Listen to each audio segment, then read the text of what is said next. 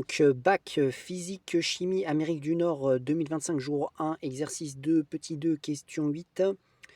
Donc, on est encore avec un véhicule qui s'engage dans une voie d'échange entre deux routes.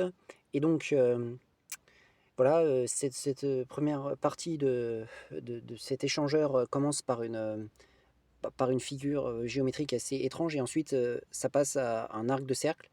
Donc, pour un véhicule de masse 1200 kg, la valeur de la force de frottement, donc effectivement, on avait trois forces qui s'appliquaient dans la zone de virage circulaire qui s'appliquait à la réaction du support, le poids et une force de frottement que l'on avait vu dans la question précédente qui était dirigée vers le centre de la trajectoire, c'est-à-dire dans le même sens que l'accélération. On avait déduit ça euh, grâce à la seconde loi de Newton parce que la réaction et le poids se compensaient.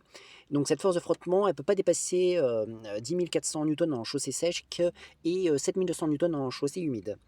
Et donc ici, il nous demande, dans la question 8, dans le cas d'un virage étudié précédemment, donc choisir parmi les panneaux d'imitation de vitesse ci-dessous celui qui devrait être placé avant le point haut. Donc le point haut, c'est le début de cette espèce de grand virage qui commence par une figure qui a un certain nom et ensuite qui continue avec un arc de cercle. Nous, on va se positionner dans la partie arc de cercle, hein, parce que dans la première partie du virage, on a une accélération. Donc là où la vitesse est maximale, c'est au niveau de l'arc de cercle. Donc déjà, on raisonne au niveau de l'arc de cercle. Ensuite, comment est-ce qu'on va pouvoir trouver la vitesse qui ne doit pas dépasser d'après les informations qui nous sont fournies? Eh bien, comment est-ce qu'on va trouver ça?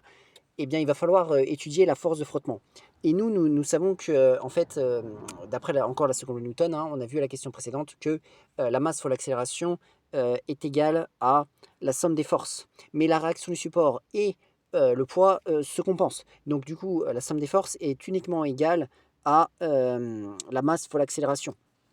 Donc, on pourrait dire, d'après les questions précédentes, déjà, d'après les questions d'après les questions précédentes,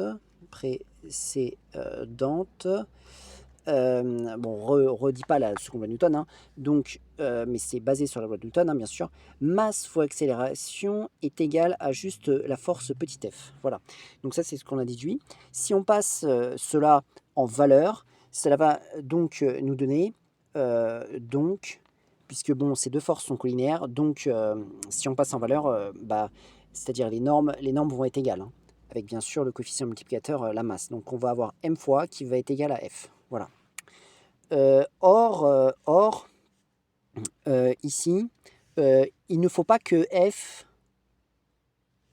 soit supérieur à certaines valeurs. Donc f doit être inférieur ou égal à ce qu'on va appeler f max. F max, ça peut être soit 10 400 newtons en chaussée sèche ou soit 7 200 newtons en chaussée humide. Donc on raisonne pour l'instant en notation littérale.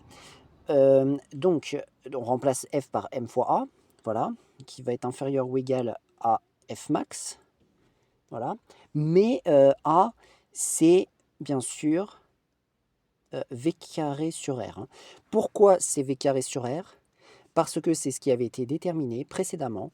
On savait que a, l'accélération, avait pour expression, ça a été déterminé dans une vitesse, dans une question précédente, c'était la vitesse au carré sur r fois le vecteur un. Le vecteur un, c'est le vecteur de la base de freinée orienté vers le centre de la trajectoire.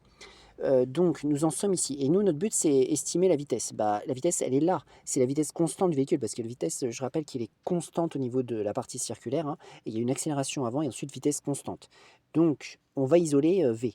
Bon, alors pour cela, on passe R et M de l'autre côté, et ensuite on applique la racine carrée pour retirer le carré qu'il y a dessus, ce qui va nous donner, par conséquent, F max fois R sur M, avec la racine au-dessus. Voilà, nous en sommes à ce stade-là. Bon, bien sûr, il faut savoir résoudre une équation, hein.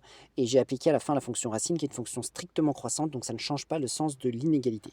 Bon, alors maintenant, quand on est abouti à cela, on va calculer, on va dire, si f max égale 10 000, déjà quand on est en chaussée sèche, c'est-à-dire 10 400 newtons, alors V va être inférieur ou égal à racine, donc là on remplace par les valeurs, 10 400, on est dans les bonnes unités du système international, fois R, le rayon. Alors les rayons, c'était, de la trajectoire, c'était 75,0 mètres. C'était indiqué, au début de la question, hein, quelque part, il faut aller le rechercher.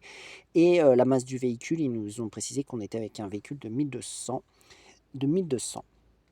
Et ça va être égal. Si on respecte le nombre de chiffres significatifs, il en faudra 3. On a ici une aide de calcul qui nous dit que c'est égal à... Alors attention aussi, ici, nous sommes dans les unités du système international. Ce qui serait bien, c'est de le mettre en km/h parce qu'on doit convertir pour arriver à cela. Donc bon, on va faire le calcul à côté. Donc, racine de 10 400 fois 75,0 divisé par 1200, voilà, fois 3,6. Pourquoi 3,6? Parce que je convertis en km par heure pour passer des km par heure pour passer des mètres par seconde en km par heure, on multiplie par 3,6. Cela nous donne quelque chose d'après les indications de calcul, ou alors on prend la calculatrice, hein. 91,7, je laisse 3 chiffres significatifs, donc du coup 1, 2, 3, il y a un 8 après, donc j'arrondis au-dessus, ça fait 91,8 km par heure.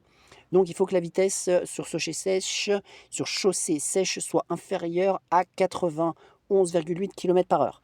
Ensuite, si on va faire les deux cas quand même, F max, donc là la vitesse, c'est la force maximale en chaussée humide. Donc dans ce cas-là, ça doit être 7200 newtons. Et donc alors V va être cette fois-ci inférieur. Donc là, on remplace 10 400 par 7200. Ça va nous donner 7200 fois 75, toujours 0,0. Le rayon ne change pas et la masse du véhicule ne change pas. Voilà. Et nous allons calculer cela en km/h directement. Ça nous fait 7200 fois 75,0 sur 1200. Voilà. Fois 3,6 parce que sinon on obtient le résultat en mètres par heure, ce qui ne serait pas faux, mais il faut ensuite choisir un panneau qui est en km/h. Parce que les mètres par seconde, ce serait dans les unités du système international. On a une aide de calcul qui nous donne cette valeur qui est exprimée ici, 76, donc nous on va laisser 3 chiffres significatifs, donc 76,4, voilà, km par heure. Donc il faut que la vitesse soit sur chaussée sèche inférieure à 91,8 et sur chaussée humide inférieure à 76,4. Donc si on veut être logique, parce que normalement je pense que ce qui donne comme limitation de km/h, c'est sur les chaussées sèches et ensuite on adapte quand on est en chaussée humide. Mais bon, on va être du côté sûr de la chose, donc on va choisir un panneau qui respecte les deux vitesses maximales qui peuvent être admises. Et donc celle qui va prédominer, ça va être celle qui est de 76,4. C'est-à-dire que en fait, si on choisit, il ne faudra donc pas dépasser 67,4, mais il n'y a rien, pas de panneau qui est fait 67,4, donc on va choisir celui qui est en dessous, c'est-à-dire 70. On pourrait dire ainsi, le panneau à placer avant O, c'est-à-dire avant le point O, et celui de 70 km par heure, c'est-à-dire limité à 70 km par heure. Voilà. Donc voilà comment on peut répondre à cette question 8 du bac 2025, jour 1, Amérique du Nord, exercice 2, petit 2.